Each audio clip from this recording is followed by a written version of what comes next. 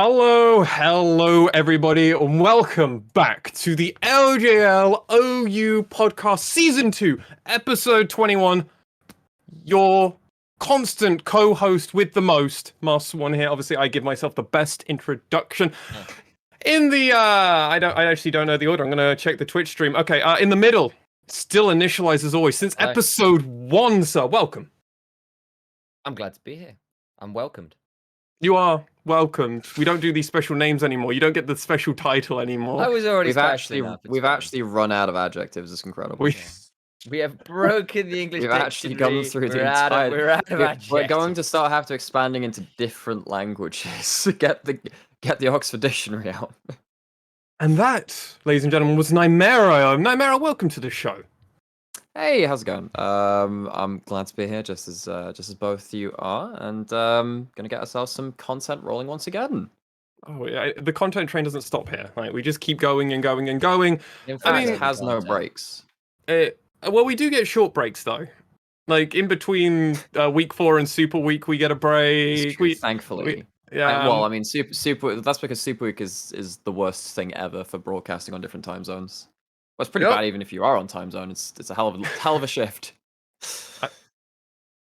But with that said, gentlemen, what have you been up to this week outside of LJL? Coming over to you first, Sam. How have you been up to? What have you been up to? How are you doing? I've been pretty good. I've been doing some UKLC casting apparently. I saw. Which was pretty exciting. I think Nymaera has also been on that train a little as well. Done a little bit of podcasty stuff for London esports as well, which has been good.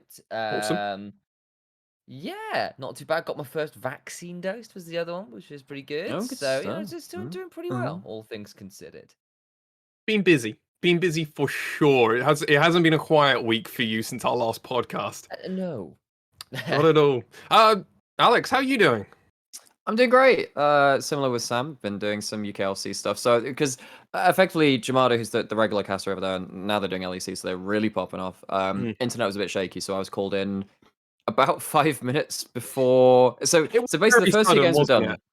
The first 2 games were done, and then I was effectively 1 foot out the door because Sam and my parents came down for the first time basically since Christmas, I think. So we hadn't seen them for a while, and we were about to go out for dinner. And then I got the emergency call of it's effectively the same as is there a doctor on board? Is there a caster available to come in at a short notice? So I literally just about to walk out to have a curry with my parents just around the corner, and I was like, sorry guys, I've got to go cast UKLC, cast the last 2 games of Hit Brain. Then I was invited back for another day when Jamada's internet was also not so stable. But so I cast a couple of games of that, been doing some other content around there. But then of course we also did week 1 of the LJL. So lots and lots of casting. For myself, I can join Samuel as well. I had my vaccine yesterday. I am fortunate enough to not have had a single side effect. So outside of a very slightly sore arm, I've been great. So I'm actually very happy. I know some people around me have had more side effects where they get tired or fatigue or something. I've been lucky. Outside of that, I've just been playing a lot of Final Fantasy 14. On all honesty, lads, I've been gaming. I've been doing the full gamer girl sort of thing. Obviously, we've had week 1. I've watched every match of the LJL, I think at least twice now. I might be coming. Some of them I've already watched 3 times. Some matches are really good. Some matches are pretty bad. It's a mixed bag. If there's a particularly good one, you might see it in a game of the week type podcast. That'd be pretty fun. Where like we do some content saying, "Hey, watch this." I don't know. Maybe that's something that which people would be interested about, huh? I mean, it might be something. I don't know. We'd have to wait and see. Maybe that might be in the pipeline.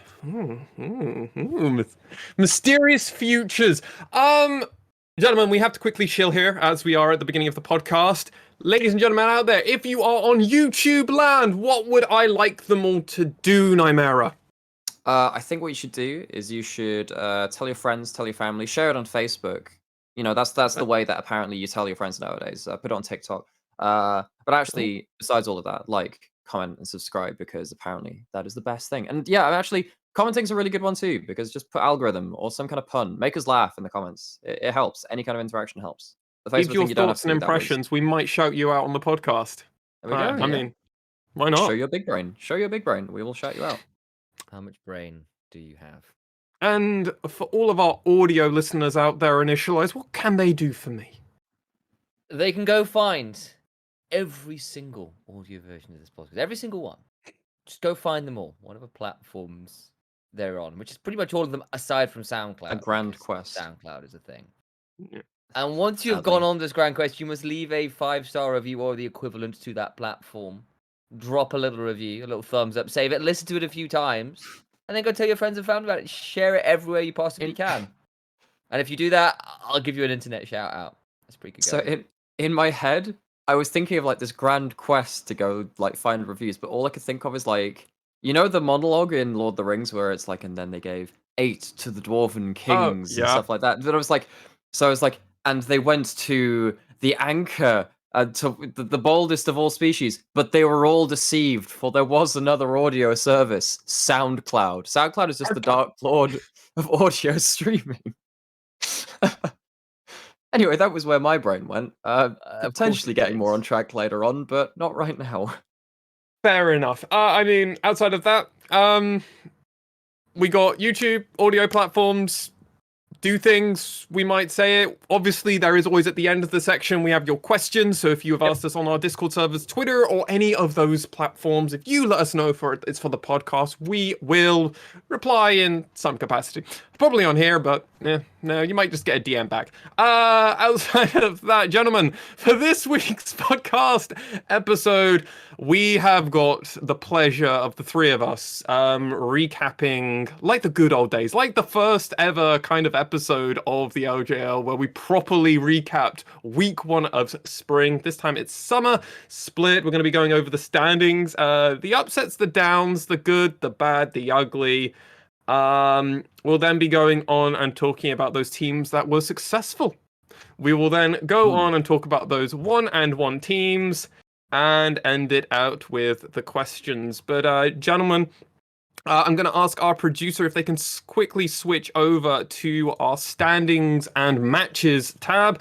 As you can see here, Rascal, Jester, and V3 were 2-0 this week. We've got our 4 1-1 teams in the low. They were in were they in the late part of the day or the earlier part of the day?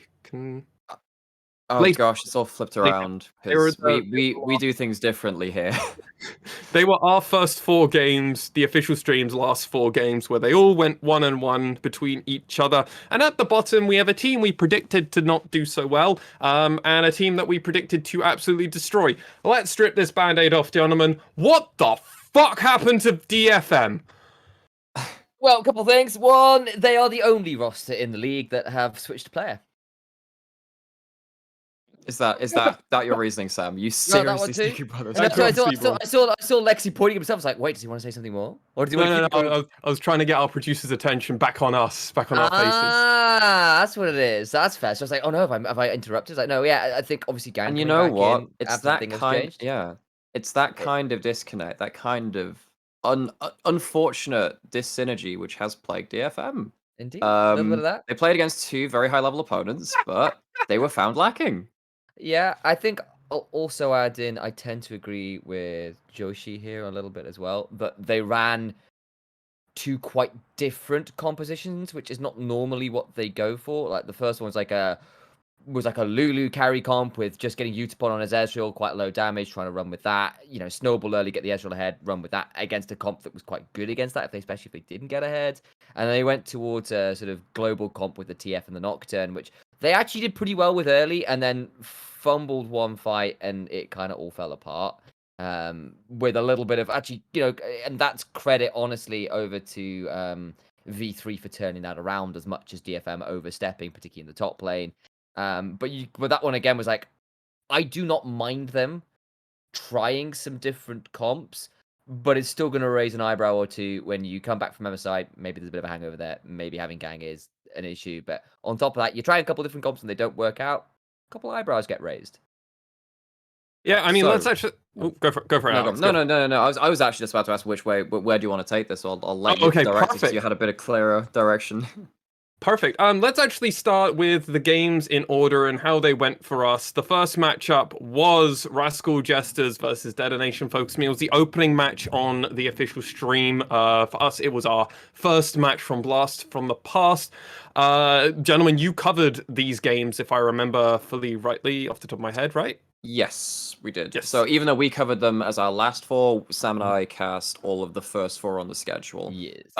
So we sat down, we saw DFM, Rascal Jester, and I mean, Lexi, you and I share this opinion. What the hell was that draft? Honestly, Yeah. what was that? I agree that DFM get arrogant. There's a fine line between arrogance and confidence, but you are basically trying to bank on, because DFM's comp ended up, as Sam was saying, kind of the core functionality was Lulu Ezreal, but that's not really the best Lulu carry comp. It gives you some ability when Ezreal already has that. You're kind of doubling down on a strength which wasn't really needed at this point. And it's working at also having a range advantage, but then your front line is so low range and they have a Xin Zhao that if it comes down to front lines and butting heads, Xin Zhao doesn't care about your sole carry of the Ezreal. We saw actually multiple times that game, Utapon was having to arcane shift forward into the damn Crescent Guard, which allowed them to get killed, really. That DFM couldn't really find clean team fights. I mean, credit to them, they still looked like team fighting monsters, right? They very nearly won a game with what I would suggest to be a huge draft deficit. They did.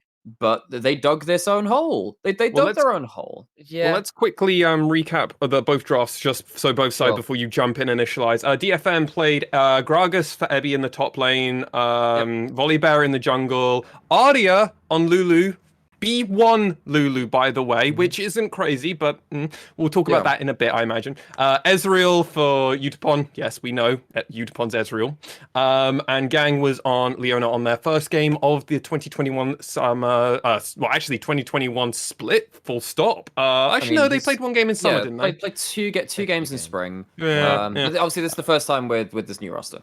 Yes, Rascal Jesters, Kanatu with Renekton, Hachimetra on that Xin Zhao that we've talked about, recap on the Oriana, Soul was on Kaiser, and Secret was on Alistair, and it ended up, as Alex has already mentioned, being a 1 damage comp for DFM, and they just kind of cornered themselves in this weird spot. I mean, this was also one of those games where basically, like, if this comp from DFM gets ahead, then basically you have Gragas, Volibear, and Leona just running at whoever they can hit, and basically whoever you hit first dies. They just bulldoze anybody. Because you kind of get stunned by Volibear into knockback from Gragas, into body slam from Gragas, into Zenith Blade, into Solar Flare, into the Shield Bash. Not Shield Bash, it's it is Shield Bash, isn't it? It is Shield Bash, yeah. I played enough Leona. Yeah, Shield Bash. I forget. Anyway, and then you've got Ezreal, who's hopefully got ahead enough to do a lot of crazy work. And you are hoping for Divine Sundra to be just really busted on Ezreal and Volibear. Yes. But they didn't get ahead early.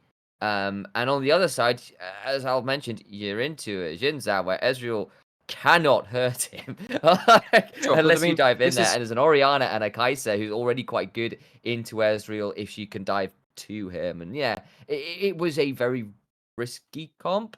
And like, I'm not sure. I get the idea in some ways, but this was a bit of a weird draft to play it into. Yeah, I am very critical of this draft, but not just that. It's also DFM, much like their loss against V3 in the finals, because that was the Olaf game. I was trying to remember if it was the one Rascal Jess game. They lost the V3. No, it was so when they played the Castan and the Hecarim, they fought too early. They fought when they weren't powerful, and they didn't understand when they were actually in a losing situation. This game versus Rascal Jester, I'm really going to slam them for this one, because they fought around Herald without their Ezreal.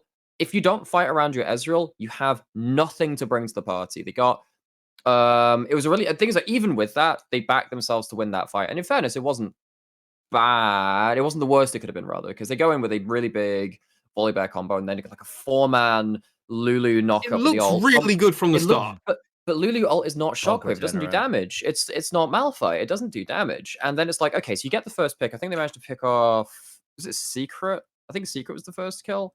And then, but then they overchase. And while you're chasing for these kills, you still have the Xin Zhao and the Renekton, who are Conqueror champions who have large amounts of regen, either from Xin Zhao's passive or from Renekton's empowered Q and stuff like that. On the other side, you've got damn Grasp Gragas, who's already used his ult. You've got a Press the Attacks Volibear, who's also used their ult and doesn't have a Sunder at that point in time either. DFM, they have decent-ish for that point of the game anyway, short-term bursts, but the longer the fight goes, the more it's disadvantageous to them. Rascal Jester slap them for trying to go for it after. Luckily, Rascal Jester don't pick up the Herald after it, but DFM, like, for me, that was a very concerning game because they didn't understand where they were weak in regards to what Rascal Jester's comp was. And then as soon as they get ahead, it's so difficult. I need to clarify here. Sorry, Lexi, go on. I'd love to use where we've gone with Alex's point of being concerned for DFM, because I think, for me, the concern started at almost 10 minutes when Arya got murdered because he went overstepped. He got solo killed. He tried to play very smart. He then lost first blood. The fact that Ebby then had the confidence and got solo killed by Kinatu afterwards. This is like this multiple times now that Kinatu has solo killed Ebby. I'm starting to think, has Kinatu already solved Ebby? And at 18 years old, it's like, this is crazy that this keeps happening over and over again for Detonation Focus Me, and I'm not confident. Like, this is shattering my confidence. And I was coming in so high on DFM. I will completely disagree on that one. So I was gonna meme on it actually and be like, I mean, if I had a quarter for every time that Evie got solo killed by Kinatu in the first game of the regular season, I'd have 2 quarters, which isn't a lot, but it's kind of funny that happened twice. Yeah, right. I think Shouldn't that be happening. I mean, like, we saw in the upper bracket finals between Ebby and Kinatu that Kinatu, particularly on Renekton, is a very good player. I think that Renekton is a champion that you don't want to lightly give over. And Ebby is just very arrogant at what he does. He's also very confident. I'll also jump in here because I want to really call out King Naka, who did a really good job of analysing this particular section as well on the broadcast. Because what you'll notice is partly what's going on is Ebby forces Kinatu to back at like level 2. Really crushes him early on and forces him to teleport back. And Ebby burns a lot of mana to get a big wave stacked. Steel starts roaming towards the top side to set up a dive. Looking to go into it. And Arya has to escape from a gank mid, which he pretty much does, but has to get into a really odd corner of the jungle. He then gets caught by the absolute edge of a vision cone while he's backing, has to counter the recall and dies, which pulls Steel back. And therefore, you lose Arya, and at which point, Ebby has got this wave into tower and burned most of his mana doing so. So he's got the teleport back from Kinatu, at which point, so he's burned most of the mana. He goes for, and this is where he makes the mistake, which is he goes for the body slam onto Kinatu, which he gets, and then he's out of mana in a long lane. And he just gets run down by the manaless Renekton. And the point is actually that this whole step up is to say, okay, we're going to roam Arya and Steel up to the top lane to dive him after he's burned his teleport. He's burned his flash, and we can like murder him here. He'll lose 2 waves. He's already down a level. This looks great, but because of the gank in mid from Hachimecha, which was really smart, it was. Actually, the whole setup is kind of messed up, and what Ebby had burnt a lot of his resources doing beforehand comes back to bite him, especially after he kind of goes to the body slam and tries to disengage. And Kinatu goes, well, you've got 5 mana. Right? I can just run you down. There's nothing you can do there. Frankly, I don't care about the micro misplay from Ebby in terms of oh, sure, use the body slam, whatever. But for me, the big thing is actually the fact that Ebby had a great level 1-2, forcing Kinatu back. Had I think it was level 4-2 even when the wave was crashing. 1-4. It was all 1-4. Ebby was controlling everything. I'm trying to remember what the level difference was between the top laners. Because basically, because Kinatu was level 2. I'm just trying to remember. Anyway, Gragas had all 3 of his basic abilities, which means you have high burst, you got the grasp and everything. Kinatu doesn't have one of his E or his W, which were big things we used to outplay the dive. So you can see that Steel was setting up to, as the I think it was slice and dice because he hadn't been doing that. He'd been stunning minions. Carrying the and stuff. Yeah. So if you don't have something like an empowered W to free someone on the turret, which is basically how you don't have the same kind of anti-dive pressure. Gragas will slap you. But Steel has to call off the dive because Arya's caught. So it's kind of a disconnect between. I don't know who was calling it, whether Arya thought Steel would be closer or whether it would be on the map, or was it just, not Arya not knowing that secret was roaming. There's a breakdown in information somewhere, which then forces Arya into a really bad position, which then means that Steel calls off the dive, which means that Ebby's early game plan, playing very, very fast and loose with his mana, completely falls apart. So DFM, we saw this I guess actually a little bit, and they lost to Cloud9, very different situation. But basically, when they're trying Interesting, yeah. to think of when they're doing stuff on the fly, they might get some micro victories at points, but they're not actually knitting them together and stitching them together into an actual coherent game plan. Which Yeah. is, and again, you can focus on the micro bits, but for me, it's they kind of miss the forest for the trees. They focus on the individual bit, and then they can't really like expand from there. I mean, like, something I want to potentially bring up here as well is, for me, what this is actually DFM clearly had a plan around the top side of the map. You're going to have the Ezreal and the owner play safe a little bit there, and we're going to set up this big pushing wave. Steel's going to roam up through the jungle. Lulu's going to have the push with the Glitter Lance, and we're just going to roam up. But that's the kind of play which again, we saw versus Cloud9 where they were saying, okay, Ebby's going to, set up for this big crash wave dive for the top dive. But it feels like a couple of times in a row, like, if someone kind of puts a stick in the cogs of the bike wheel as they're about to go for the jump, if you know what I mean, DFM could really go for a big crash and tumble. Like, okay, so they're kind of like, at this point, because Arya gets caught and Steel gets called away, everything else kind of falls apart around it. And it's such a major disadvantage that comes out from that is quite concerning, in the sense that actually, like, it's a pretty solid game plan, but what happens if someone comes and kind of interrupts you? Like, how quick can you adapt if you're particularly the early game plans get pulled apart? And let's just switch it over a little bit, as opposed to bad DFM. Good job, Rascal Jester. One thing, they outdrafted, right? Coach diff, just the draft diff was a thing, and like, there's the whole idea of what DFM want to do, but they fell apart from 5 minutes in, when First Blood was given over, and then Ebby dies in a 1v1. It's causing their comp to just be playing catch up for the rest of the game, as opposed to hopefully being ahead and then capitalizing on some of those early advantages. They didn't have that option. They're always playing catch up, and Rascal Jester never gave them the ball again. In all credit, Secret was an absolute monster on this Alistar. He was constantly getting into the middle, so that Recap could just be like, oh, I've got a bull carrier and I don't even have to put it on Hatcher Mecha, which was incredible. Hatcher Mecha played, by the way. Yeah, Ezreal a couple of times. Which you're not meant to do as the Alistar, which is incredible. And this is Utapon, right? This is not a slouch of an Ezreal we're expecting. Honestly, the other side is, Rascal Jester played this game phenomenally. Like, they really knew what they wanted to execute. Hilariously, if you had to argue that there was a member, if you just looked at KDAs, you'd be like, Sol didn't do so well. Man did a lot in this game as well. He was constantly applying pressure, keeping things down, and his job was just kill Utapon. After that, he didn't care, and it was amusing to see some of these team fights. Honestly, I don't know how much more time you want to spend on this game for DFM, but like, this was well played by... skip out pretty quick. One thing I do want to shout out, because the player that really stood up for me, aside from the Kanatu kill on the top side, which was great, was, I think, Secret had a phenomenal game with that Alistar. I know we mentioned like the Herald fight. It wasn't Secret that went down first. I'm pretty sure it was Recap. Secret nearly dies, and and that's who they're chasing. Oh, that's basically what happens is he flash double pulves up the Lulu, and I think Steel.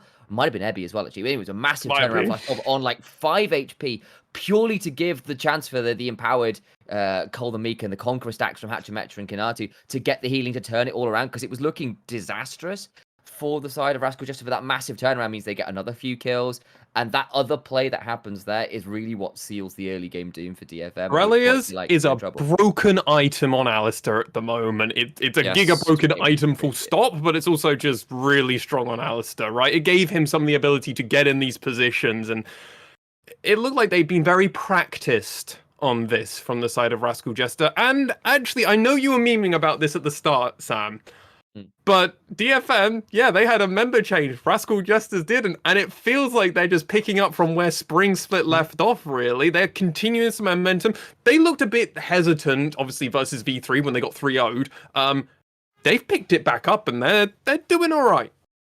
Yeah, I mean, they're doing just fine. I think on top of that, they're doing more than just fine in a lot of ways. We'll talk far more in depth about Rascal Jester, obviously. But I'll also say I don't think they're trying anything particularly new either. Maybe we're seeing a bit more confidence from Kanatu. I think that'll be particularly true in the next game, but even then they didn't particularly play around the Gwen so much in that. They had like one time there and then kind of actually that's a lie. we There need was to a lot of talk time. about Actually, there was a Gwen. lot of time with it. We need to talk Yeah. about Gwen because Yeah. it was 1 pick, 2 bans over 8 games, Which is 37.5% presence. We'll But do is- that, I think, in an in 'cause- between point. But yeah, So absolutely, we need a. because Yeah, I but- think that's relevant to the DFM Rascal Jester game. I know we spent a Yeah, lot of time okay. on it, so we won't go further on that. I'm just like, you could Sure. not have a Gragas, you could have a Gwen who is basically the AP Xin Zhao, but with better scaling anyway. So Agreed. like there could And have an been a lot of untouchable options for that. ability. Like, Mhm. Yeah, I mean, like, exactly, that- exactly. that's the big There are a deal. lot. So- Like, I know that Gwen is not the best versus Renekton, but if you manage to pull off that dive with a Gwen instead, with level 1 priority, because level 1 you can trade it to Renekton. Level 2, 3 is a bit harder, but there are ways you can make that work. And again, having a Lulu with a secondary carry is suddenly much better. Anyway, lots of thoughts I have on that. I don't think we've talked enough about that game. Yeah, except but yeah, to finish up the Rascal Jester point as well, with Gwen, definitely a bit of an interesting discussion with the LJL. But again, Rascal just basically ran what they were kind of doing in spring, and it's kind Yeah, of a the only new continuation. addition is that Xin Zhao, and then it's just like, Yeah. okay, well, we're just swapping out Udia for a Xin Zhao, and I could actually I'm pretty sure I could find that comp for Rascal Yeah, Jesters in spring. which is really great, and it's getting them wins. I will potentially raise a caveat that I'd like to see some new stuff from them in summer. Sure, I'd like to see but some different week play one, styles. we'll have to wait and see, right? Week one, and because I'm aware when it comes to playoffs, that kind of bit them in the bum. It did. And But I don't let's want to go see over. that happen to them again. Let's go over and start talking about Detonation Focus Me versus V3 Sports, as this was a much closer game, gentlemen. DFM seemed far more in it. It was the second game of the day for DFM. V3 was far behind for a lot of this. They were miles behind. But they always kept themselves in, especially on the top side of the map, I would argue a lot. Rainer had some insanely strong hooks on the Thresh. Hollow seemed a little quiet for this one, but hey, he showed up at the one time he really needed to wake up, and they got the win. V3 Sports are the other team that went 2-0. We'll talk about our Kings of 2-0 after this matchup, but after this and then after the DFM section. But gentlemen, V3 Sports versus Detonation Focus Me. Coming over to you first, Nymaera. What is your initial first thoughts when you were casting this and then came out of this? Oh gosh, Mugen's good, isn't he? Mugen's pretty good. Yes. And I mean, playing Lee Sin in the jungle can often be a bit of a shot in the foot because you don't have the same stats as a solo lane. But if you manage to get into the thick of things, again, we talked about the Xin Zhao and the Renekton from the other one being very good conquer stackers and being good regen frontliners that also provide some damage to themselves. I think that's currently the hallmark of the meta. We see that from, your Renektons, your Xin Zhaos, your Gwens, Lee Sins, all your Gold Rank champs and all that stuff. Mugen made DFM's life absolute hell in the late game. I think what was really interesting for me from this game was the fact that first off, V3 didn't get crushed in any of their lanes. They were absolutely fine across the board in that in terms of the early game. I mean, Utpod and Gang playing a very safe Ezreal Braum lane. It's a Felios Thresh. Maybe expect them to do a bit better, but it's a very defensive lane, like I said, from DFM. So not much they could do there. V3 managed to hold it together early, and then they hit like 3 items on the Aphelios eventually, even though it was against a super high dive comp. This seemed a lot more like it's actually had some hallmarks of 2020 summer V3 actually in terms of we can play around. Play around anti-dive Aphelios in the late game. It's not Archer, but Hollow. And you said Hollow had a bit of a quiet game. It is versus a Rumble and a Nocturne and a TF. It's really heavy dive. It is. But I think when push came to shove in that top lane fight, that's a good point as well. Hollow did really well in the late game in that one turnaround fight. And, again, and that's all he needed. All he needed. It broke the back of DFM. Broke him apart. Sam, to you. What's your thoughts? Or would you rather me go first? So I think it's probably a bit of an interesting game. So serious credit for V3 for holding on. Because it was looking very doomed for a lot of that game. Because effectively V3 we've got 2 dragons early, but we're down 4 towers. Ebby's got a load of kills. They're like we're 5-1 in kills. It's looking a bit disastrous. Cog's died a lot. Aphelios is doing okay, but every time anybody walks into a side lane, we've got 3 people ulting on us from off screen with Nocturne, Rumble, and TF just turning up wherever anybody else was, and no one on the other side of V3 could really stand up to that, so they were really struggling to play the map. And then basically, like, V3 get the Mountain Soul point, and DFM which only was got one, huge. and then DFM only got the 1 kill for it. And then there's the dive in top lane, where it starts off with Arya getting caught, and he thinks he can outplay because he's got his team coming up, and then he goes down, and then DFM trying to chase on, and it looks pretty good to begin with. It looks like a bit of DFM magic. They're chasing down, they get a couple kills. And suddenly Muujin hits the mother of all Qs as Arya respawns and starts teleporting in. And Muujin Qs onto Braum, who is using Stand Beside Me to get towards Utapon on the Ezreal, who's taking a lot of damage. He then flashes to cripple and then kills both of them. And suddenly it's a 3v3 and Arya flashes over the wall to get Meganard into it. It was so It's good. It was like so many pieces all at one point for D3 were just executed flawlessly. So the thing with the Arya thing is that I think he knew he was going to get CC'd, but what he was banking on was that he was going to be in range of the fellows with the rapid fire cannon auto, and I think he was just out. So it looks like a really awkward move. He like misjudged it by 20 units or so and doesn't get the stun. Yeah. And at that point, effectively, he's saying, okay, we're down to a point, we've got some more gold back. And then basically DFM lose the flip at the Mountain Soul, which is a really, really big deal. At which point you've got a rumble with Night Harvest, who was actually really ahead at that point. He was like 4-1, but he can't do any damage. And you're quite heavy burst for DFM, but not massive consistent damage outside of the Ezreal. And no one's really got anti-heal apart from the Rumble, who's got Oblivion Orb. Udapon didn't stop off for it. Arya hasn't gone towards anything like it. Ebby's gone towards other items as well. And that means that when it finally comes out to that last Elder fight, yes, they blow up the Aphelios. It looks pretty good, but Ace is untouched over a wall, and Muujin can literally heal tank plus stopwatch plus gore drinker through the entire team of DFM. It's a bit nuts, but it's just backed by Mountain Soul. It's backed by all of the healing. It's backed by a lack of anti-heal. It's backed by just scaling on the side of V3. And a lot of it's off the back of the flipped Mountain Soul and that fight in top lane. So serious credit to V3 and DFM are going to be kicking themselves, throwing away the early mid lead. And I think something that I love about this from V3's side is DFM played. What's the way to put this? V3 played objectives just strictly better than DFM this whole match. There were countless objectives. It's the reason they got all the dragons. They knew what to prioritize. They had their own idea on how they were going to win this game. They didn't at all start going, oh, we must play DFM's game. That's what we saw in spring. V3 sometimes going, oh, we have to play their game. No. V3 were like, nope, we're going to play our game. If Arya's going to go side lane, try and do stuff to Cog, Ace is going to stay mid lane, farm as effectively as possible, try and get a few turret plates on an Orianna, which you're not really meant to get much of. Just doing effective wave clear, trying to help the team out, scale up to late game, and Muujin just found everything they needed. Reiner landed some insane hooks as well, like just insane hooks from blind spot, kept them in a few of those fights. It's how they got one of the Barons, I believe. Reiner just going hook, no, get rid of steal in the beginning of a team fight, and then they're just like, well, we just win this now.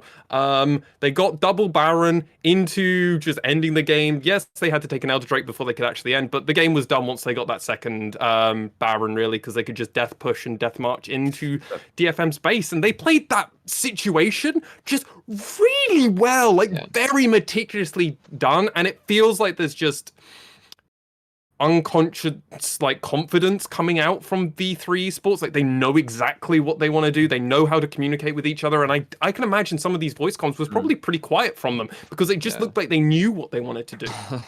So I think the big thing for me from V3 is that Reiner had a shaky spring split on the whole, especially considering they were maybe the second place MVP for us in summer 2020, right? He was so Reiner he was my MVP, I think. Yeah, for you. Yeah. I think Lexi and I went for Boogie, you went for Reiner, but then we kind of I think mine was Boogie, Reiner, Arya. I think that was my top 3 from summer 20. Anyway, regardless, we have some very high opinions of Reiner.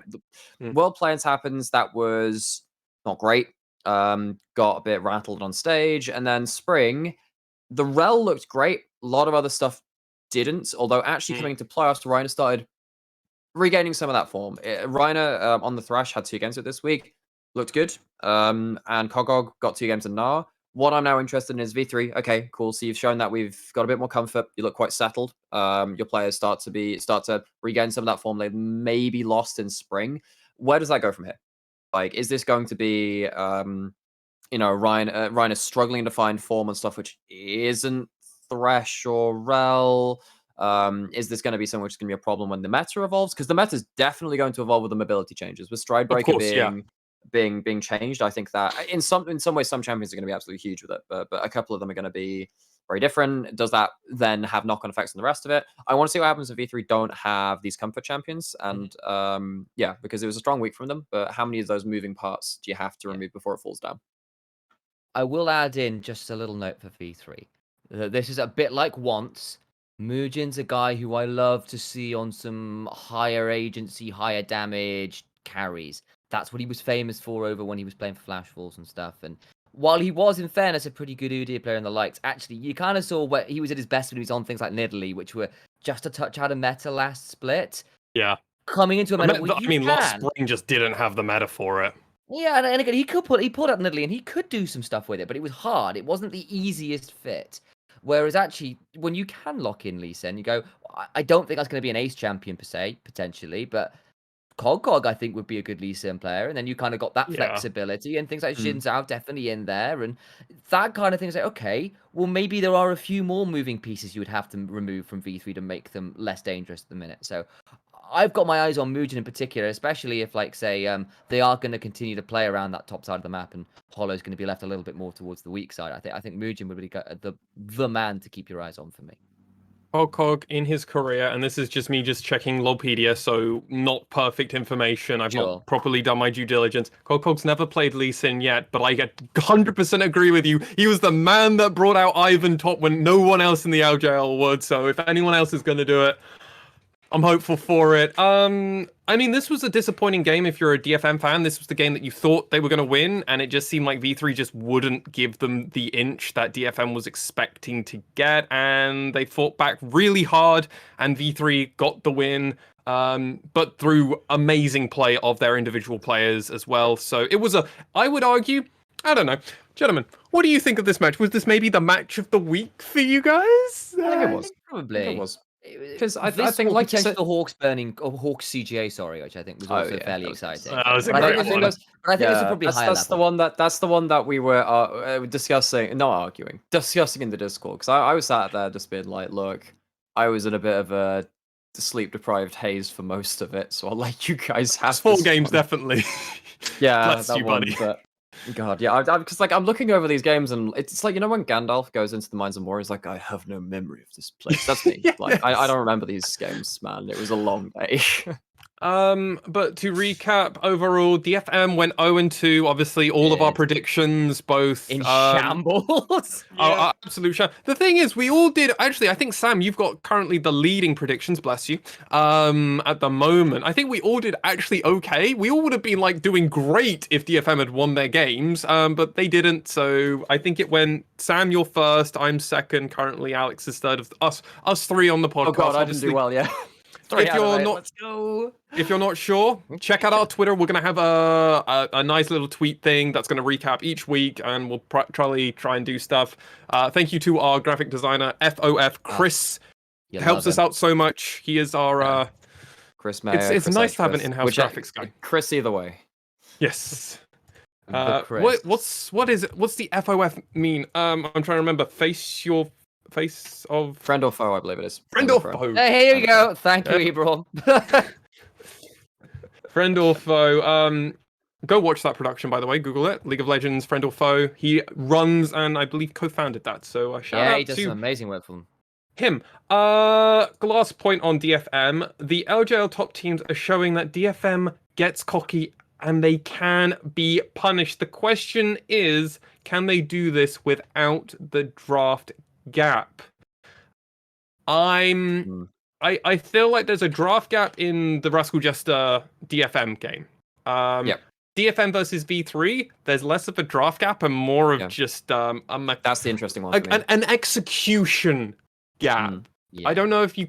I'm not properly explaining where I'm coming from there. No, I think I kind of agree with you. What I will say, and this is the caveat I'll put in here, because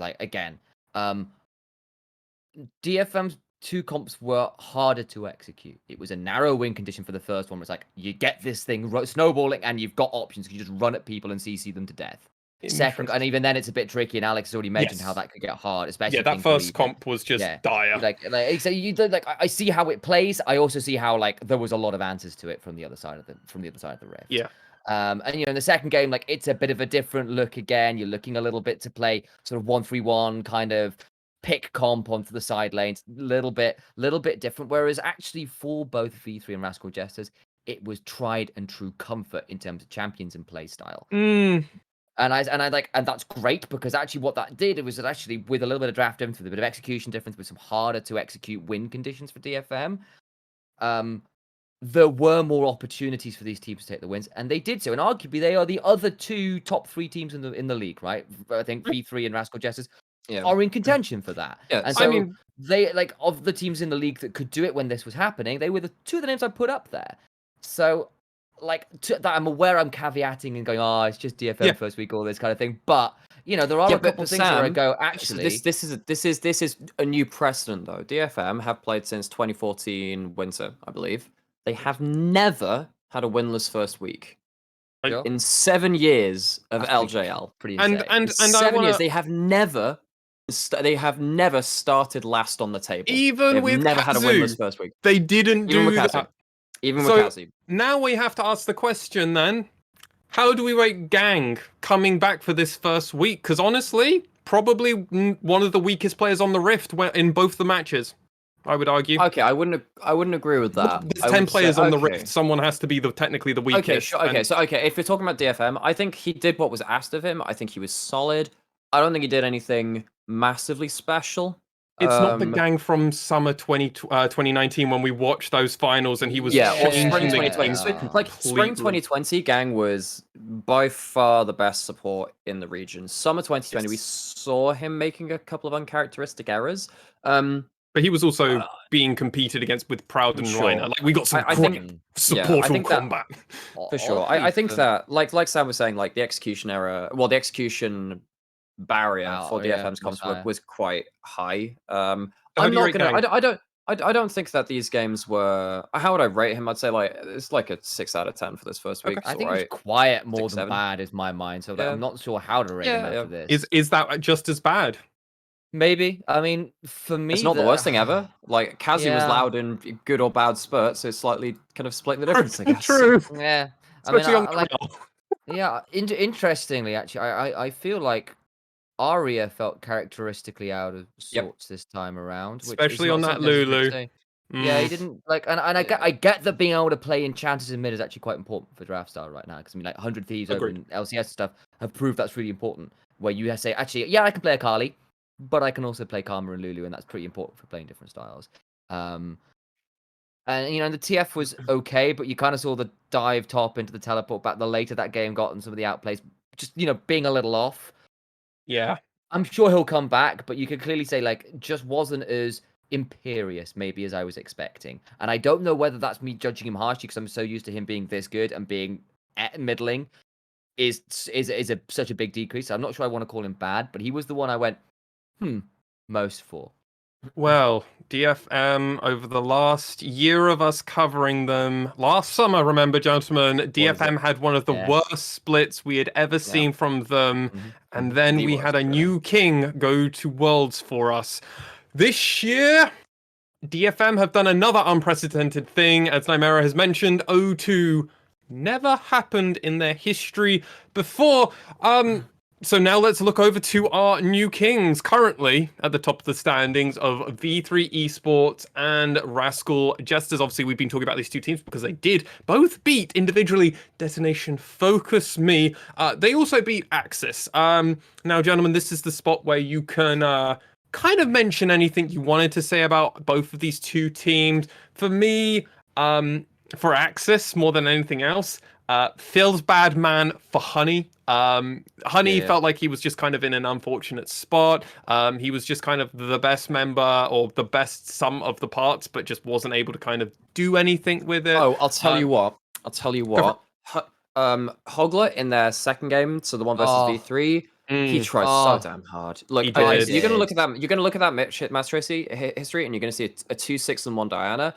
That was because he was the person who picked up the 2 early kills, and then he basically tried so he was the hard. only person in a position or was looking for any kind of game-winning play because they fell so far behind. He got sniffed out on flanks a lot. V3 looked very confident in that regards, and of course, there's a Diana into at least that can kick you away. A Nala can ult you away, a Mugen's Thresh that Lee can Sin as lantern well. people or flay you away as well. And Hoglet still tried to make it work. I think actually Hoglet in that game was the unsung hero, whereas like you look at how Megamin was doing on the Lucian, ganked at level 2, game fell apart after that point, very, very quiet. A lot of problems with this player continuing from spring into summer. They're still looking for a way to enable Megamin. I mean, 14 minutes in, 4K gold lead already over to V3 Sports, and that's 4K. You're not meant to be 4K 14 minutes in anymore. Like that, the game. You have a Varus, best bot laner at laning phase. Lucian, one of the strongest mid laners at laning phase. A freaking Gwen in the top side. You should be crushing early, or at least like it should never go that Should badly. is the word. 25 minutes was the time, though. Initialize. Yeah, I also sort of say this was Mugen diff again on Lee Sin. Actually disgusting. The game versus DFM, it was late game Lee Sin with the Gore Drinker, where you're kind of seeing like how nuts healing and shielding a Mountain Soul can be on the champion. Just like I just heal through everything and multiple stopwatches. What is this champion?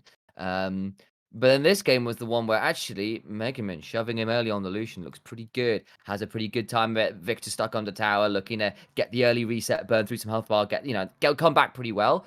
Mugen basically skills safeguard level 2 he goes onto a ward he placed in the Baron pit just at the beginning of the game, or in those opening minutes. So that way he skirts all the vision that people have put down to track him, and he just comes in and walks. He just walks up he slowly.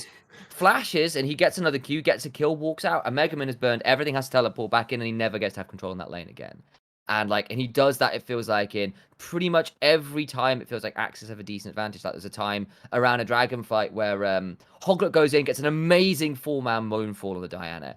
And Honey's coming behind, charging with a piercing arrow to kill them all. And Mugen kicks him while he's mid-charge and doesn't get a fire off the arrow. And it's sort of like, how did this guy just ruined everything? And obviously from that point, I feel like it's also just it feels like it was also just like kind of two different teams. V3 are very much on it, and they just know exactly what they want to do. And bless them, Axis coming to week 1, they had probably the roughest first week they could probably have outside of maybe having to face DFM. They're our top 3 teams of RJ, V3, and V3, RJ, and DFM. As it currently stands, Axis don't really stand a chance. They had a pretty damning time. And is there anything you guys want to mention about the Rascal Jester side of things for them, or just Rascal Jester? Obviously, they look solid, really solid. Rascal Jester showing a little bit of a change in draft, obviously with the Yumi coming out, but outside of that, it's pretty standard. Even then, it's just it's still the same kind of enable Sol. So while it's a different pick, it's the same philosophy. There's another reason I want to bring up this game. It's because it's actually where we see a champion for pretty much the first time. It's that Gwen. Mm-hmm. Well, in chronological order, it was the first one, and Kanatu kick butt. He did. Had a 1v2 kill at some point, I think. Something like that. Yeah, I mean, it started badly because Hoglet pulls a really cool gank on the Rumble and punishes Gwen for being shoved up and gets a nice kill up there. And then they managed to punish Hachimecha in his jungle a lot because Gwen's in a bit of a bad position from that point. But eventually they try that play one too many times and they get punished a few times afterwards because it looked pretty good. The game plan was working. Just come up top side, roam into the blue side jungle of Hachimecha, make his life hell, and he ends up 1-5 and 4. Doesn't get a lot done on the Hecarim really, but all the while, Sol and Secret get a 2v1 kill on Honey, who's onto Nemo, who's 2-4 shoved up on the Nautilus and doesn't get the hook out properly. They manage to catch out Hoglet by hiding in a bush one time when he's coming for another return gank up top, and again, it's sort of like the next step in the game plan. Like, actually, if someone realizes what you're doing and then tries to counter it, and you're not ready, you're not kind of reading that they're there to counter it, you can get pulled apart a little bit too much. And credit to them for actually having a bit of a game plan in this one for Axis, but you needed to be able to adapt on the fly, which Rascal Justice did, and they didn't. So, gentlemen, before we move on to the other 4 teams that we haven't mentioned once yet. I know it's kind of crazy. And once is Crazy. one of the players we will be talking about, I promise. Mm. Let's quickly go over and look at matches for next week, because some of these matches are going to be very important for us to talk about. Obviously, Detonation Focus Me are going to have a much easier time of it. They're going to be facing off against Burning Core and Axis next week. V3 Esports are going to be facing off against Rascal Jesters, and that's going to be the big one that I really would like to highlight before we start talking about those other teams, because let's be real, that match is just going to be super exciting. Who are you hedging your bets against already, gentlemen? I think I'm edging towards Rascal Jester. I think that individually they are looking very strong right now, and I think that V3 will not escape the early game unscathed. Yeah, I agree. I think against a team that could pressure them in that sort of early mid, that 10 to 15 minute marks like DFM, they did drop quite a lot considering what the champions they like to pick. And I think Rascal Jester are a team that could do that pretty well as well. I will add in that there is still the Muujin factor. Like, he had a phenomenal week 1. There always is the Muujin factor now. And I'm it's just the boogie saying, factor. It's the factual factor. There is a world where maybe he gets something like Lee Sin again and just sort of gets something happening across the map, and that's problematic. And if Rascal Jester, V3 are allowed to scale, or do you get Cog ahead, that kind of playstyle they have gone to before, then they're not without a shout in this game still. They are not without one. Moving on, though, to our 1-on-1 teams. Gentlemen, we've got Burning Core, Sengoku Gaming, Hawks, and Crest Gaming out. Now, I'm not expecting us to go super in-depth into the matches between all these teams. We haven't got the time because we don't want to do 2-hour-long podcasts anymore. So let's just kind of give more of our habitual thoughts. I think I'm using the correct terminology here. I'm sure Initia1ise will correct me if I'm not. Burning Core. So they went 1-on-1. You did. It looked a lot better, I mean, considering how things went for them just on the Rift, full stop. Like, they had a very competitive 43-minute game versus Sengoku, and they clapped Crest Gaming Act. There is no other way to put it. 28 minutes, it felt like I was watching the V3 versus Axis game again, where it was just a clapping. It wasn't as clean as that one, but let's talk about Burning Core first. And I'm going to go, obviously, over to our Burning Core resident fan. Initia1ise, go on. You have the floor, sir.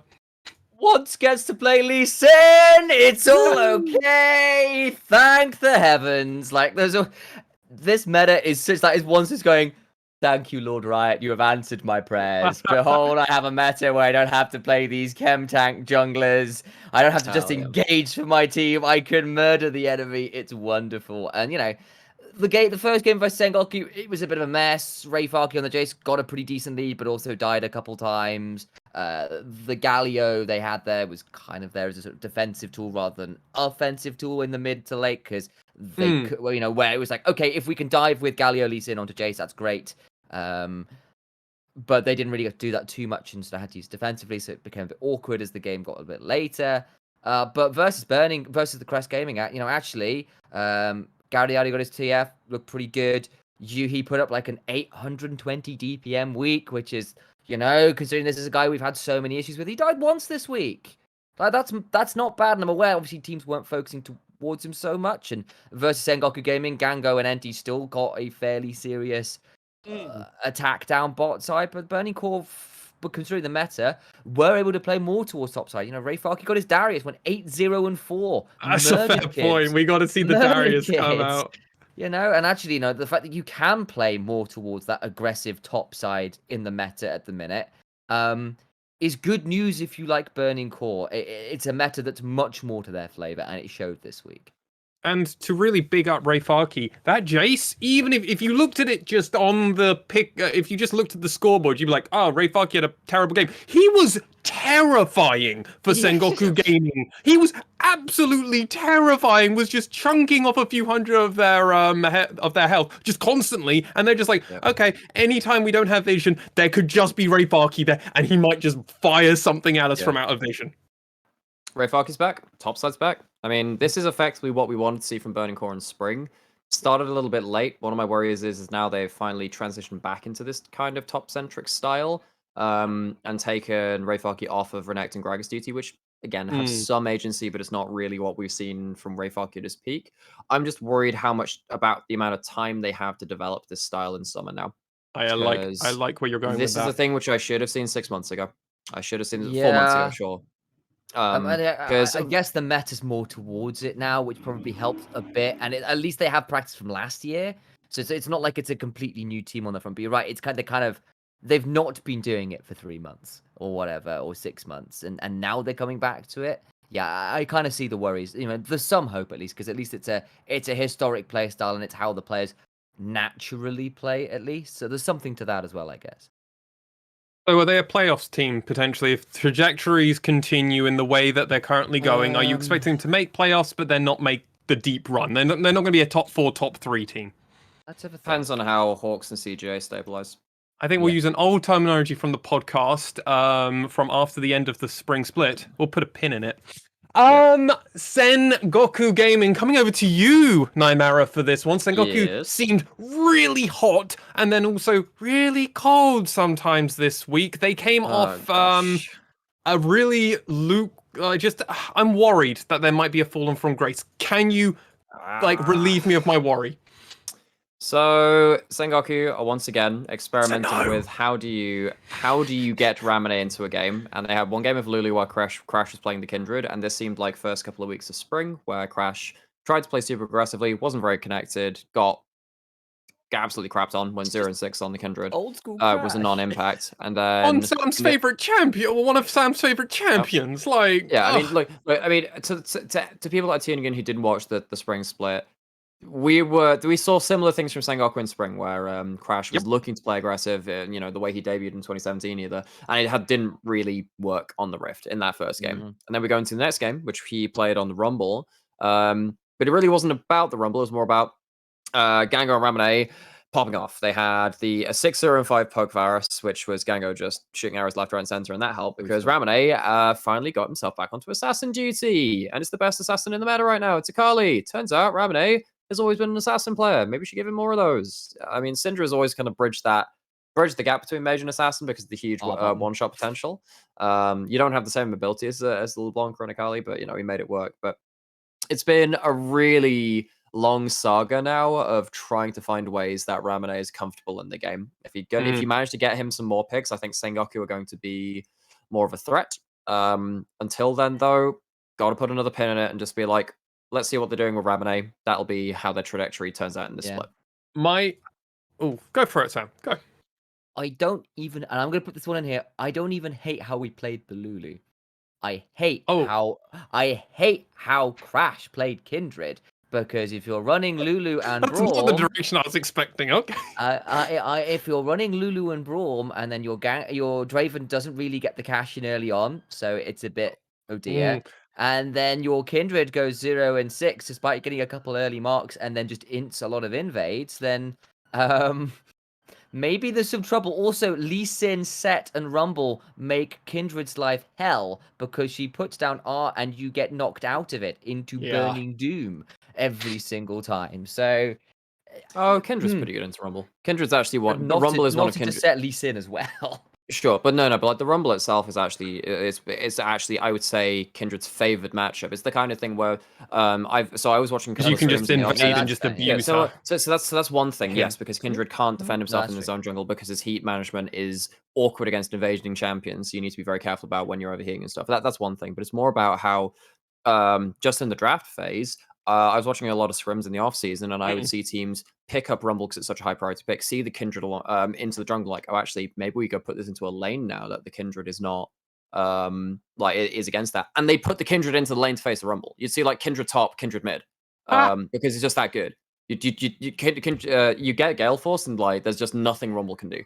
No, he overheats. You overheat, you Gale Force, you press E, and you run him. Yeah, and then having like Kindred Lulu is a really good combo for Sengoku. You know how, I mean, at that point, if Rumble's ever caught out with a speeded Lulu coming towards you, you just die. But then, as Sam's saying, Set and Lee Sin are amongst the better champions into the Lee Sin as a counter. So even though you have that individual matchup, Sengoku couldn't realistically do much about that in a larger team fight situation.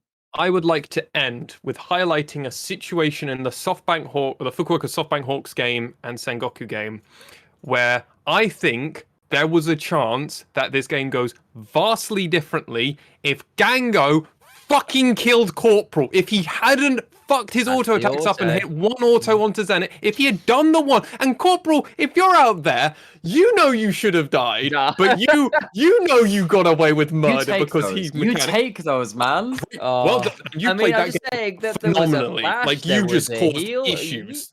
You could have done that. It was a flash. There was a heal. Oh, he could have. There was no he heal didn't. from just a single order would have done it. I agree. And Zenit didn't take heal. He took cleanse. Like, there was nothing. There was no reason. He didn't get it. Corporal got out. The lane then becomes one for SoftBank Hawks. Zenit has a phenomenal game. We'll get into the Hawks in a moment. But yeah. Honestly, I think that game goes completely different if Gango gets that very early kill. He gets to cash in super early on. And he had a cull. He went giga greedy early on in the game. If he cashed in, killed Corporal, that game could go completely differently. It didn't.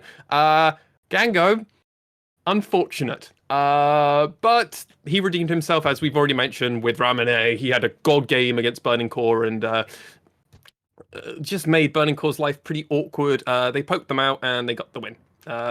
Good job. Good job. Let's actually go over to the Hawks. So, I'm kind of lukewarm on the Hawks at the moment. I don't want to get my hopes up and then get them dashed away by Dasher himself, potentially. That game, obviously, versus Sengoku Gaming, Corporal and Zenit absolutely popped off. That Rakan was just disgusting. The amount of times he would just find a 2 or 3 man charm and the rest of the team would just like, follow up, boys, and then Crash couldn't do anything. Paz just had really bad Meganar, like mini Meganar control, like was losing it at random spots. And guess what? Who was waiting for it? Corporal, Apperman, Dasher. They were like waiting for it. They were like, hold the baby, and then immediately went in. Against Crest Gaming Act, though, it didn't quite go that way. And gentlemen, what's your thoughts on the Hawks so far? Who would like to take this first? Go for it, Nymaera. So the first thing I want to say is that Hawks in spring felt like Dasher and then 4 people just trying to pick up the scraps because like they were falling apart in the laning phase. I would say it was Dasher, 3 people, and then there was another. Yeah, I mean, like it depends if it depends if Zenit had Seta. Depends if Corporal was allowed to have his Alistair and stuff. Depends like if Tussle didn't get invaded or not. Oh god, and Tussle, in fairness to them, had a decent week, especially compared to their spring. Had a decent week. Up. Their game versus Sengoku was really good. Less good versus CGA, went 1-7 on the Rumble, even though their ultimates were fine. Dasher, on the other hand, looked good in both games. The set versus Sengoku was disgusting. But then also the Victor versus CGA. I really love the adaptation they had. It's not. I haven't been keeping up with Victor builds too much. I mean, I used to be a big Victor player, and of course, he's been back in the meta a lot. But what we saw in this game was Dasher not pick up the E evolve first, picked up Q evolve, which means you get the double shield and the extra move speed to disengage from the Lucian. It's really good in the Lucian matchup. It's one of the reasons why Victor. I mean, it's even also without, good against like, the Diana. thing. Yeah, it's very good against people that like you need to space yourself from, who don't necessarily care for just being shoved in all the time, because Lucian can hold the wave at Tyra and then dash past Diana will catch her at that point. So Dash goes, well, screw it, I don't need permanent wave clear. I'm going to go for the Q evolve, and he did really well with that. Sadly, did not work out in their favor eventually, because it got round to like 70,000 gold for CGA. There were Elder Dragons on the table, got super late game, and it was a bit of a team death for me. Yeah. Eventually. I mean, this was actually a pretty convincing early game from the Hawks. I think it was pretty, it was a nice mix. It was a bit back and forth. Which game? For versus CGA for the Hawks. Okay, sure. It was relatively convincing. Corporal gets to flash in on the set. Things look good in the bot lane for a bit down there. Dasher's outplaying on the Victor a bit. Nation's also doing his thing on the Lucian. Like, it looks pretty good. Tussle gets some good ultimate. But then you kind of hit that 20-minute mark, and I swear, whatever spell, whatever pact they have struck with the fairy godmother, if they're even at 20, they turn into pumpkins. Good lord, they cannot set up objectives the later the game gets. They did some stuff early on, right? Like, they do get to, in fact, did they get to Soul Point? I think they did. But like, there was just like, the later the game gets, the more awkward I feel around the Hawks setting up objectives. And if it's even, they can kind of get a bit nervy. Was better, don't get me wrong. But it was that dragon fight where Hawks were going for that soul. They couldn't get it. They get aced, and then Crest Gaming Act go, "We'll take the dragon, take the Baron," and then kind of slowly start the death march. Now, in all credit, Crest Gaming Act, the Hawks did get that dragon as you talked about, but it didn't feel like it was going to be enough, did it? Eventually not. And also there's an element of you've got Diana and Nocturne diving onto a Which set, is a a great lot, combo. Yeah, a lot of the mobile carries. Like you could dive onto the Rumble, the Victor, the Senna, and if they're by themselves, you can murder them. And Alchemy had a stellar game on this Seraphine. Yeah, he did actually. Like, It's easy to land Seraphine ults when you've got two diving champions literally running into the middle of them. So as long as you vaguely get them, it'll extend even further. But it was something we actually saw from a little bit in spring as well. Like he was one of the more prevalent Seraphine support players. Not we had loads of it because it was generally going towards the mid lane, but mostly Arius in the mid, yeah. He did a really good job on that. But versus Sengoku, I mean, it was the other side of the coin where they're just like, okay, we got the early game and we continue to snowball it. 9-1 and 6 for the Callista versus the Draven. Dash is set. Nymaera already went over it. Absolutely disgusting. Apperman gets one of the sickest outplays on Lee Sin I've seen in a while. Middle cops. He lands the Q, flashes forward for... Huh? Sorry, go on now. So yeah, I mean, like that outplay was just really, really slick. Because like he tags him with the Sonic Wave, and because obviously Resonating Strike does all the missing health damage. You want to like burst them out before that. That's why often you see the kick into it. So he lands the Q, flashes to close the distance, so we can burst him out with the Alt E, and then like flies in for the execute damage. It's super slick. Just knows the damage calculations and just hobbles him in a 1v2.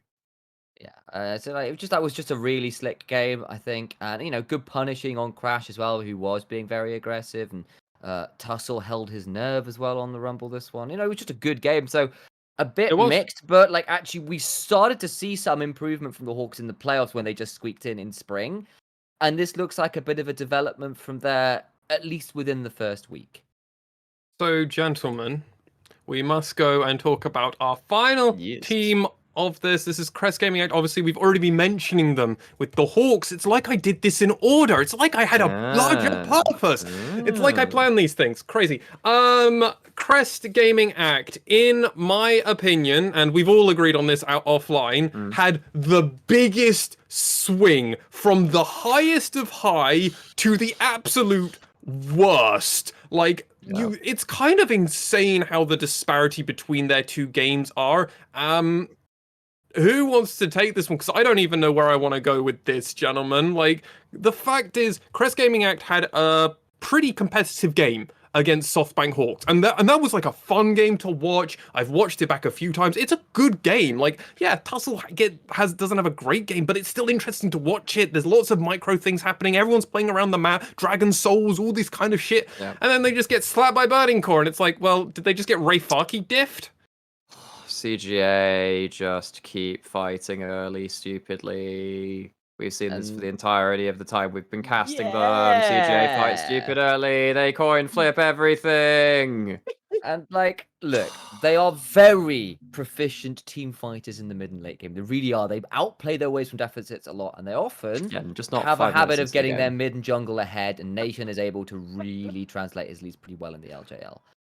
But if it ever goes wrong, particularly for Cassin and more so for Nation, if they are behind, then it's doom, like actually doomed. And we saw what happened when Nation picks the Z, and he goes for a Z into the Twisted Fates, and he says, fine, you've picked Darius, you've got no teleport, I am going to murder Twisted Fate every time he tries to go anywhere. Yep. And he tries. And Garyadu flashes as the shadows are coming in, and then Nation realizes he is next to a Lee Sin and a Darius, who he said like, oh no, and he tries to go back to the shadow, but Darius is already there, and he hits the guillotine, and he tries to go back to the other shadow, but the animation's already begun, and you can't escape the chop. And could have been dead anyway, because you realize where his shadow will be going back to is in the enemy jungle, just behind them. It's it's a party trick. It's like, oh hey, look at me die over here instead. Oh no. Anyway.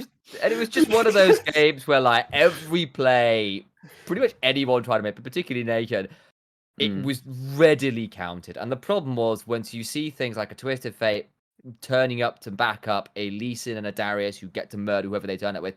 And they've got a Sen who can throw an R to back them up even more. Like, if that topside ever gets snowballed, it's very hard. Very hard to do anything against that. Like, an 8-0 for Darius is no joke. It doesn't matter if this is a competitive game or if this is solo queue. Once Darius has 3 kills, like once he's 3-0, you're fucking terrified. I don't care who you are, unless you're the Shy, maybe.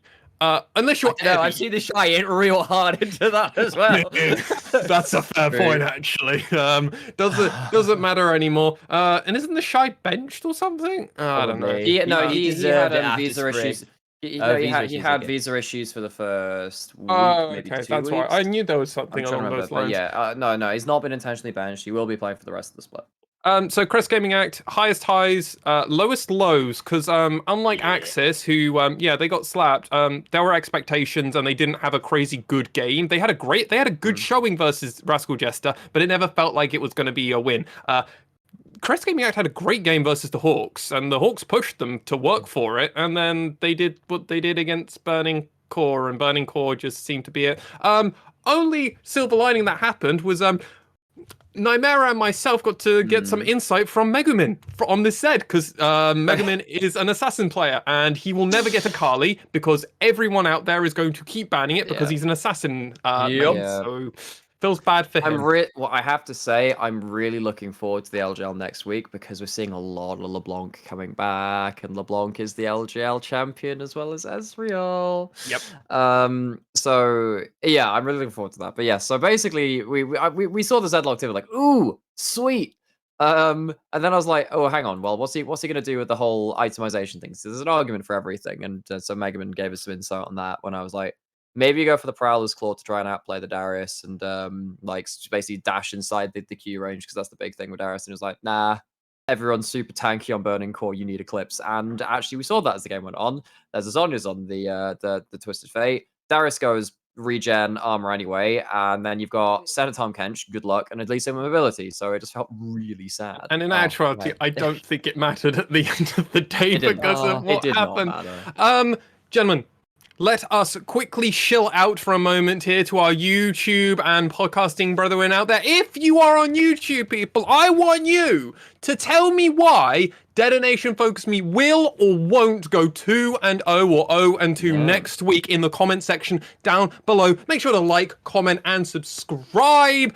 And yeah, I want to know what DFM are going to do next week. You let me know in that comment section down below. If you are an audio podcast listener, rate us as Initia1ise said. 5 stars on any of those platforms. Share with your friends. Get it on the Facebook. Get it on the Instagram. Get it on the Twitter. Get it on the Pinterest. I don't know. Things that people use. Pinterest or just of our thumbnails. Yes, just I mean... thumbnail. Chris. This week's thumbnail is, if we don't get views for this week, guys, it's our fault. Like, it's our fault at this point. Like... But yes, and always if you do review us on iTunes, give us a review, we'll read it out on the podcast to say thank you. With that said, gentlemen, that is our recap. Before we go into question time, do you think any of the teams that went 1-1 should have gone 2-0 or 0-2, or do you think it's fair how things ended up falling? I mean, given the gameplay, maybe you could say that CJ could have gone 0-2 with their close game. They didn't it was a very late game for the other one. That's the one I was thinking. That game when they were losing. And then on the other side of that, you look at the Hawks and maybe they could have gone 2-0 actually. I think like with the other ones though, it was pretty that was the only one that was close. Everything else was convincing. And like as far as the 1-on-1s, maybe DFM feel aggrieved about the game versus V3, but they threw it pretty hard and that's on them. Agreed. Right? So, and I don't think Axis were ever in a spot to even attempt to get anything. And I think everybody else going, and I think 1-on-1 is fair for a lot of these teams. It's a bit, I as long-time listener of the podcast might know, I detest people going 1-on-1 for a long period of time. Who was our spring? It was Rascal Jesters. V3 in spring 2020. Oh god, I was just flaming them. I was like, and 1-1 again. Well done, boys. You can beat anyone and lose to anyone. Golf clap all around. Yeah, just like what Nymaera did. Golf clapping. But gentlemen, let's actually move over to our question time. Now, remember, if you are in Twitch chat watching us live, yes, we do these podcasts live over on our Twitch page. Join our Discord, get announcement notifications, and you'll know that. Or just go over to our Twitch channel, hit that subscribe button, get the notification, get on that notification squad, and you'll be with all of us. At least that's the theory. Whether you're actually around and have the free time is another matter, but we'll figure out in the future. You can hit us up on the DMs. If you are in Twitch chat live, if you can ask any questions now, and we will try our absolute best to get to you, but we can only do one question per person before this starts to get absolutely bloated. Yes. TSD Stardust-san asks us thoughts on DFM losing the first 2 games. We've already done about 45 minutes on that one, so I'm just gonna shout you out, and we're gonna move on to our next one because there's not much more we can say. Or we'd be going ad nauseum and we'd start repeating ourselves, or we'd go into super in depth and this Another time. Quincy asks us, with the 2-0 week, what are the chances Rascal Jesters clinching first seed early on of the season? And a follow-up question, is it too early to count out DFM? So let's go on to that first one. Rascal Jesters clinching that first seed. It is very early on into that. Who would like to go first? I'd like this one. Because week 2, they play V3 and Sengoku. They were our other top teams from Spring Split. I think if they have a perfect week next week, I think that we will... I mean, then basically they're not playing anyone significant unless CGA really turn up until week 5. They play V3 again. So that's basically going to be a 4-week run unless stuff really starts going wrong. And at that point, you are 8-0. That's very likely at that point to get first, actually. Yeah, you're pretty likely. I mean... There's still a world where the second round robin and other teams come up and punish you. It's happened before. But it's a good start, and it's the right people to have wins against. I think the decider will actually be the V3 DF Rascal Jester game. Like Nymaera was saying, I think though V3 could also clinch the first seed and do the exact same kind of thing because they're now avoiding each other. I could also see V3 going 8-0. I think both is plausible, and I think even if the victor of that one, they're going to have the other very close on their tail. I would be hugely surprised if we see Rascal Jester go 8-0 and we don't see V3 7-1, personally. I don't know about you guys. I'm just going to ask you that. Do you think that would be realistic to think?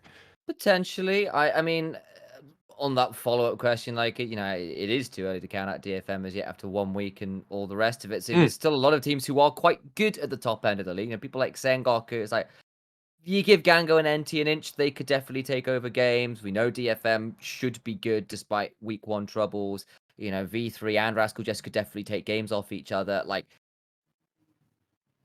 This is still a pretty close one to call. And it's a good start for Rascal Jesters, and they should feel pretty confident coming in, especially because they've already taken a pretty major scalp. But the trials and tribulations aren't done yet, and it is a double round robin, and we're only 1 week in. Nymaera, to close us out. Sorry, what was the question again? I was just looking at match history. Moving on to DFM, and also, do we think V3 will probably be second place if we do anything? Yeah, no, way too early to count DFM out. They tried some new stuff, it didn't work. We saw that they were still excellent team fighters even when they were doing weird drafts, and then the other game was, excellently played by V3. Will V3 be second place team? It's a toss-up. It's 1 week, guys. It's week 1. It's way too... Like I said, there are a lot of moving parts for V3. We kind of said this about them in... I think it was summer 2020 as well, actually. In the first week, it was like, they played a lot of Aphelios Thrash, and they played 3 of the same 5 picks in a load of their games. You got to move them off this, and then we'll have another chat. Same thing with this. I need to see Reiner off of Thresh. I mean, if they can keep getting Thresh, that's great, right? Need to see him off of Thresh. Need to see Kogog off of Gnar, and see if they can still replicate the same results. And after that, we'll talk again. We will have to wait and see. Thankfully, another week should at least help us gauge where the league is going. Hina asks us, in every region, MSI teams are in a slump. Even DK had to swap around, and yet to play with a good team. The damn one here swap was very unexpected. They didn't. I wish they had actually switched around on the actual spectator because it tilted the crap out of me. Do you think DSM performance is only because of that, or do you think there are other factors like communication wrong with the meta read? Pangea! Yep, Pangea.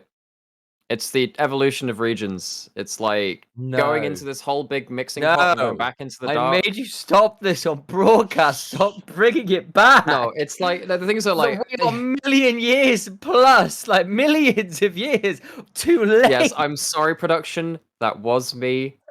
Don't need to worry about anything. It's me being an idiot. It's fine. But yeah, You can just I'm do so it. sorry. I just woke up off juice. Okay, yeah. There's something to be said. No, but there is something to be said about how metas change when regions finally bring all of their culminated styles. But the thing for me is that DFM said their style worked internationally. So I know they're trying different stuff in the first couple of weeks. What does that mean about their MSI read then? Do they not agree with the fact that their style works internationally? Are they trying something different? Well, I mean, my take on this is they just have to get top 6. It's the G2 mentality. They don't even care about getting the Juggernaut match. They didn't need it last summer, and they almost made it all the way back, and they didn't have the super team right. Yeah, I mean, yeah, exactly. I mean, last summer, right? DFM made it to the playoffs. That was enough to get them through the finals, right? You get like it is like you said, it's the kind of the G2 mentality. It's like as long as you're in playoffs, you have to beat all the best teams anyway. So whatever, right? Yeah, I mean, like we tried, like as we said, we tried to count out DFM in summer last year when they came in even, and then they ran their way out of the finals. Like teams do this all the time. Fnatic have done this. G2 have done this. Cloud9. How many years did Cloud9 climb their way out the gauntlet to get to Worlds? Right, like every year, I think every time there was a gauntlet, they did it. Actually, like I think they literally did it every time they were in the gauntlet. They won it. Like that's the like there are teams that use like it's very difficult to count out even if they have a bad regular season. And I'm not worried as yet, I think. And you know, it's like there are going to be there's definitely some slight teething issues, and you know we've mentioned already the fact that DFM are the only team to have made a roster swap, even if it was a planned one from some time in advance, and coming back from MSI and all the rest of it as well. You know, you get a bit of a hangover from that.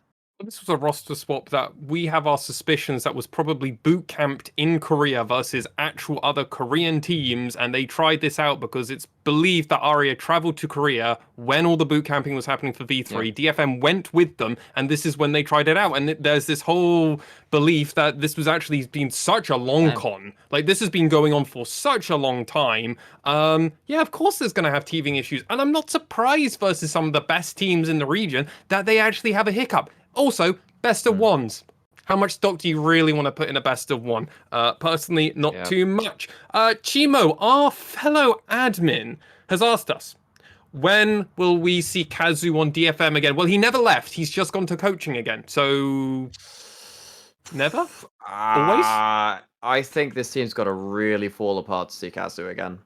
Like, I don't think you can't go back. I think you bring in Siros before you bring in Kazu again. I'll be honest. Do I agree with that? I think we've shown that you need to have someone like Aria performing internationally and have strong solo lanes. Agreed. I think I would still prefer to see Kazu in over Gang if it's a shot calling thing. Things are like the other thing is if Ziggs is meta, okay, that's a fair play achievement. And actually, when Sam opened casting UKLC and in LCS, it's been a lot of Ziggs. Yeah. There we go. We also had the Immortals game, remember, where it looked like Immortals were going to beat TSM, and it was like the Ziggs was the reason they almost did that. Sam, what were you going to say? No, just agreeing. Like, no, that would be the time, wouldn't it? Snoo Kappa, then. I'll just move on to the next question because we will keep going, and I'll come over to you first, Sam, for this one. If the best record DFM can have now is 12-2 by going undefeated for the rest of the summer, is that a worrying trend? I think this depends in what sense. My question would be, and obviously, like you know, the part of the rest of that question to look at now is like, is there a big chance we see a repeat of summer 2020 where another team goes to Worlds? I think it depends. Why are they losing these games? Is it because they are attempting? Because actually, if they are doing it because it's like, okay, we are looking to broaden our playstyle. We know we can team fight. We know we can play Ebby on the Gnar 4-1 split, that kind of deal. Great, we know you can do that. We know that works on international stage. You proved it. And if they were losing doing that, like they were summer last year, then there's a problem. I think if you're dropping an occasional game because you're trying to push the envelope and try, like no engage comps, triple poke, go for some really hard comps, because actually this is the time to test it. As long as we're in playoffs, everything else is doable.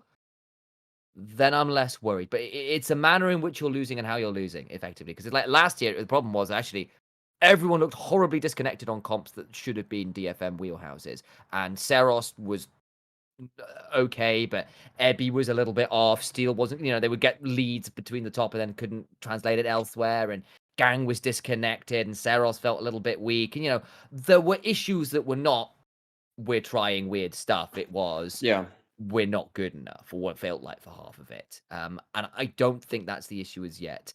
I am wary of going results-based analysis purely. Like, actually, it matters, and actually, we do want to see DFM do well, and rightly so. But there are some other good teams here. So, and actually, if they're losing games because they are trying to do things like, we're gonna go really hard snowball early with an Ezreal Lulu, and it doesn't work because it was a hard comp to pull off and maybe a bit risky into the enemy draft. Really quite risky. Then I'm less bothered, at least for now. Okay. Talk to me in a couple of weeks, and we'll see. Okay. Alex, any other thoughts on that? Do we think you're going to see a different team win go to Worlds and all that other stuff? I think no. I think as long as DFM reach playoffs, and that's almost a given. Yep. That's fine. Like, they have time. They do have time. I think that there will be a couple of games where they probably have to like win against a bad draft, like for themselves. They've dug themselves a bit of a hole still, if they're still in this process of working stuff out. But again, week 1 is not the week to judge them. I think maybe once you get to, if they are still having significant issues at the end of week 3, that's when you start. Yeah.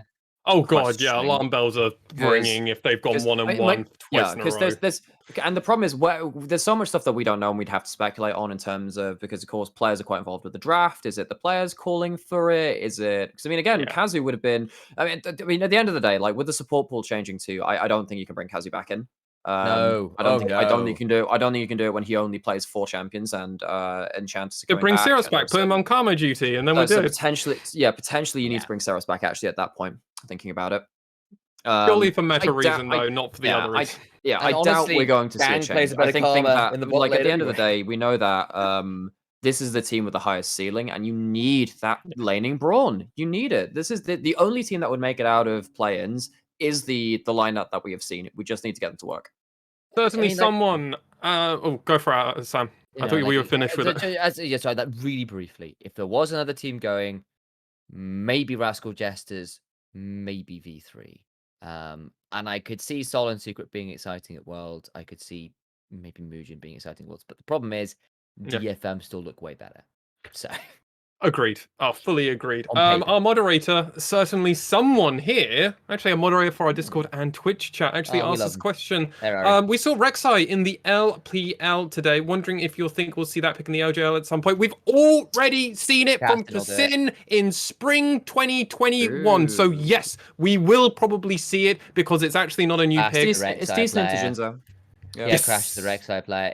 You're right. It's decent into Xin Zhao because you literally tunnel into his Crescent Guard and he goes. Yeah, you bypass the whole idea of the champion. Or you press R and you are inside his Crescent Guard, so it doesn't block him. So you could definitely do that. Yeah.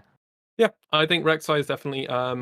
She should be on the table for a lot of these teams, and we do know a few of these junglers do play her. I believe we've actually reached the end of the question. Middlecourt has got a bit of trivia, so while we know this one, which we can actually play out. What is the biggest gold difference at 20 that CGA received from spring 2021, and who was it against? Sam, if you're saying you know who it is, Alex, do you have a guess for this one, or do you also know who this is? What was the biggest gold difference at 20 in the recover from? Who did they even win against this spring? I mean, I'm assuming this is. They received, so I'm assuming they are just bad. They had a really bad game. I'm trying to remember who they had bad games against. Gosh, let me have a think. A lot of players, a lot of teams. They won this game. They won this game. They won this game? They won this game. So this is the game. This is the biggest goal difference that they recovered from. They ran it down and then won a game. Okay. Yeah. Well, was it the Hawks? Was it the Hawks because they couldn't close a game? It wasn't the Hawks. I'm gonna throw my bet that it's gonna be something like Burning Core. I mean, that's Alright. another. I mean, did they actually get themselves a gold lead though? Alright. Burning Core. Oh wait, they It's not 2-0'd good for them. Burning Core, didn't they? So it kind of The been. one I'm, Oh wait, the no, one they I'm did. gonna, 'cause they the had to one win. I'm gonna call is versus Sengoku. I think it was like week 7, where they ended up like, I'm pretty sure it would have been at least 5k at 20 because they were like, it was like about 5k at 20 because by 25 minutes they were 10k I think it's going to be one of and they 7 still won from teams. 10k I think it's going to be. It They could beat either be Sengoku Axis, from 10K Burning Core, behind. DFMs, the Hawks, Rascal Jester, Sengoku, or V3. It's one of those 7 teams. Very confident in that. Yeah, I'm pretty sure Well, Sengoku like week 7. So Sam believes it to be Sengoku. I'm gonna just go, okay, until Middelcourt tells us which is the actual correct. Until we get told, we will do that. But until then, ladies and gentlemen, that has been our podcast. You can see the celebration on our face. Ding, ding, ding. Initia1ise is the winner. All right, with the correct week and match actually calling it out. So well done, sir. Well done. I remember that game really fondly. Yeah, I've got the stats here. It's 10,473 goal behind at 26 minutes. And they came back from that. Nice. And they came back from that. Versus, I'm kidding you not, Gango Senna, Ramane's on Victor. So it's not even like they're Ramane on Victor, like, meh. It was just like Nap on Wukong is what it was. God. Oh, yes. I remember. And Milan had a decent game on the Zyre in late game team fight. Yes. Yeah. That makes a lot of sense. I remember that game now. That was a weird one.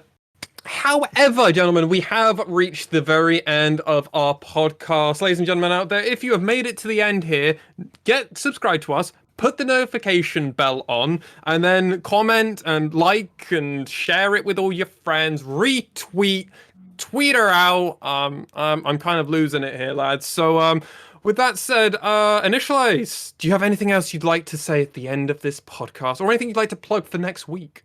No. I'm just quite looking forward to casting on Saturday and continuing my Sunday.